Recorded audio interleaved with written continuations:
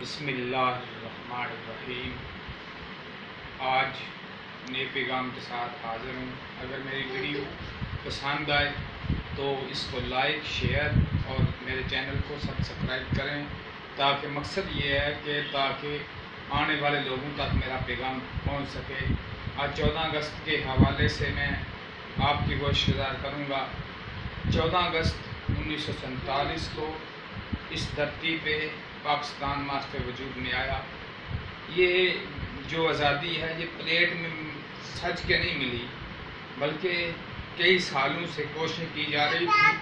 قائد اعظم کی محنت رنگ لائی اور ڈاکٹر علامہ اقبال رحمۃ اللہ تعالی علیہ کا خواب کی تعبیر ہوئی تو یہ پاکستان ماسٹ وجود میں آیا۔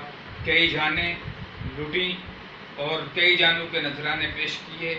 پاکستان کا مقصد بنانے کا کیا تھا؟ پاکستان کا مقصد تھا لا الہ الا اللہ محمد رسول اللہ۔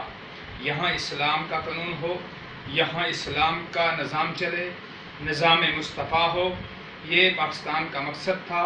اور پاکستان مٹنے کے لیے نہیں ماسٹ وجود میں آیا، بلکہ پاکستان کو مٹانے والے خود مٹ جائیں گے۔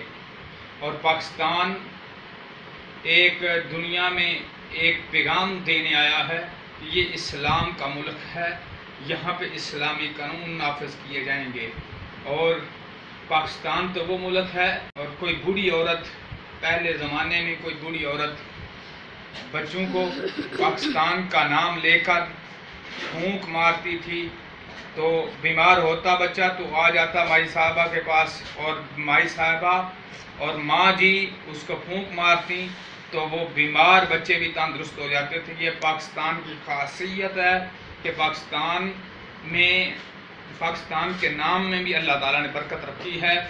تو 14 اگست کے حوالے سے یہ پیغام دینا چاہتا ہوں کہ ان شہداء کو بھی سلام پیش کرتا ہوں جنہوں نے پاکستان کے لیے قربانیاں دیں، اور میں ان ہستیوں کو بھی اسلام عقیدت پیش کرتا ہوں جنہوں نے اسلام کے لیے علماء کرام اور دیگر احباب نے کوشش کی، اور اللہ تعالیٰ ان کے درجات بلند فرمائے۔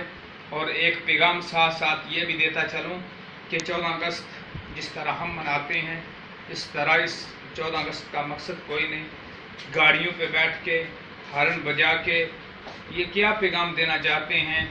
اور 14 اگست کا مطلب یہ ہے اس لیے منائی جائے کہ دعائے خیر کی جائے اور